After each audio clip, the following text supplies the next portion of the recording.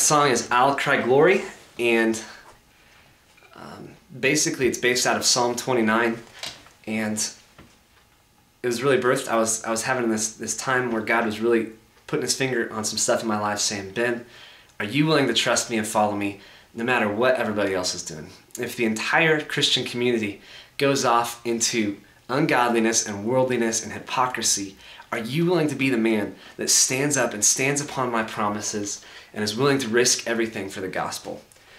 And in kind of challenging me with those questions, I ended up reading Psalm 29. And what Psalm 29, it literally has, per verse, it has the most references to the name of God, Yahweh. And so it's literally God saying this: if you want to know me, know this.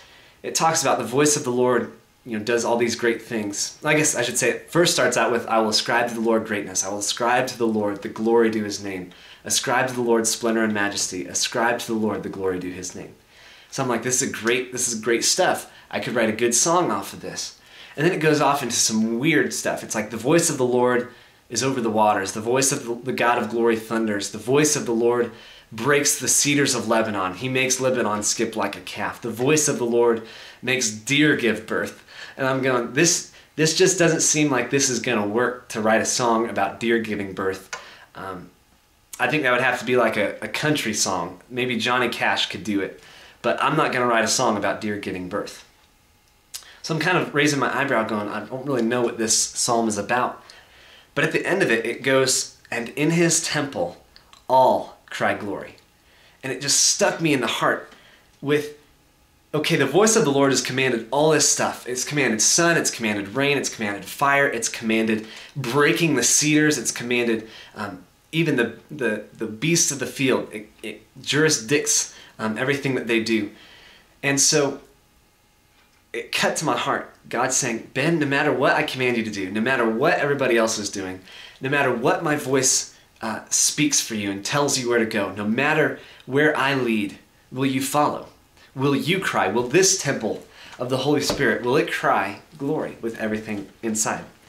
And it was just a great convicting thing, and God has used it to really spur me on. And I love kind of the tag to the chorus at the very end of the song says, and I'll take what your hand may give, I'll die so that I may live, and no matter where you lead, I'll cry glory. And that's just become a theme of my life, that I want to pattern my life after. God, no matter what you give me, I'm going to die to self that I may truly live, and no matter where you lead, I'm going to cry glory. You're going to hear this voice, you're going to see this body, you're going to be able to behold this broken, frail human being crying glory to a glorious and wonderful Jesus Christ, who completely satisfies us. So it's in the key of C. I typically capo it at 5. I'll play, it's kind of a longer song, so I'll just play kind of the snippets of it and kind of get you going. And I'll teach it as we go.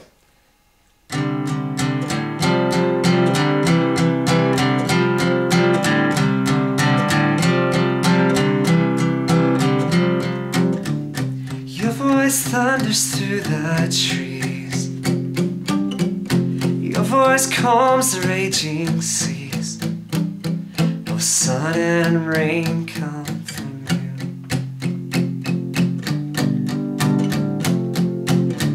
you. Your voice shakes the barren lands. Your voice breaks my empty plans. Both sun and rain come from you.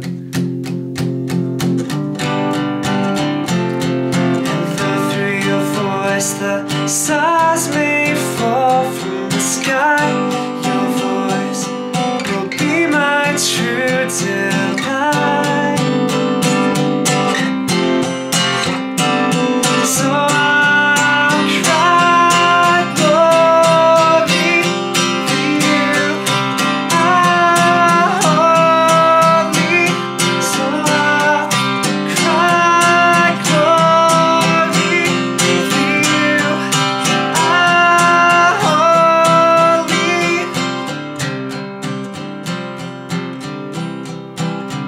Is it in the bridge?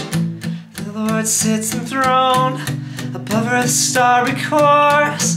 The Lord sits enthroned as King forever. Lord sits enthroned above my hopes and fears. The Lord sits enthroned as King forever, King forever. So I'll cry glory for you, our holy. So I'll cry glory for you alone, our holy. So take me your hand, make it. It's all ties that I'm not in. But no matter where you lead, I'll cry glory. I'll cry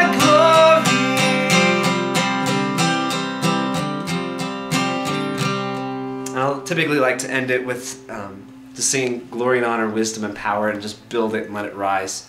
You know, glory and honor, wisdom and power, glory and honor, wisdom and power, glory and honor, wisdom and power, glory and honor, wisdom and power. I'll cry glory. Or something like that, you know, just let it go. I mean, if you're leading a song in worship, just, you know, really play that chorus or that kind of ending.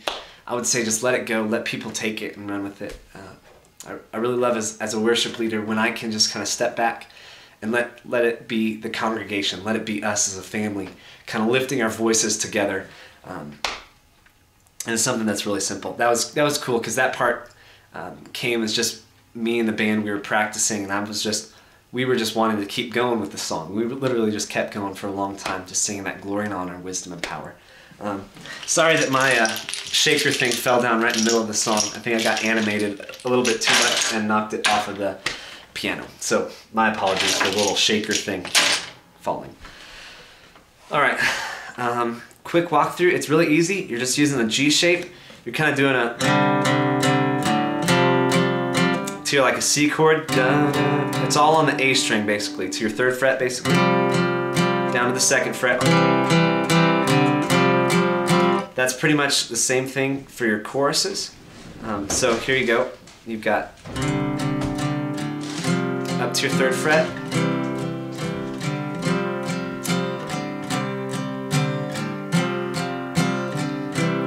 That's all you gotta do there. The verses are your voice thunders through the trees, to a C, from a G to a C. Then I'm gonna add in the E on the D string. Your voice calms the raging, to your E minor, seas. The sun and rain come from you. Back to your C, up to a D. I like to take it up a couple frets to get a nice ring chord there. Repeat that. For your pre-chorus, I mean. Through your voice, the stars may fall from the sky. You're basically just going back and forth between the D and the C chord. Be my true to love. C, D, so I'll cry. Just like that.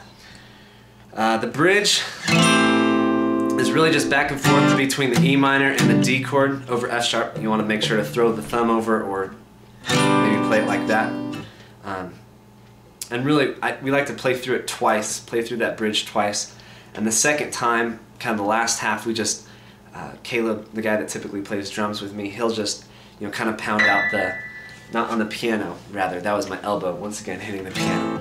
The Lord sits enthroned above earth's starry course. The Lord sits enthroned, and then just build it that way. King forever, King forever. So let that chord ring out. Cry glory.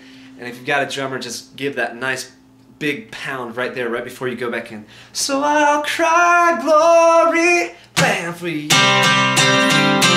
Just like that, right back in.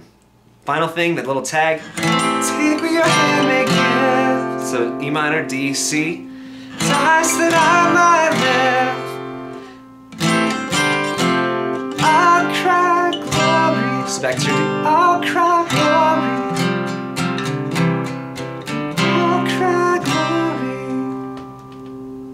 glory. So that's it. I'll cry glory, aka Psalm 29.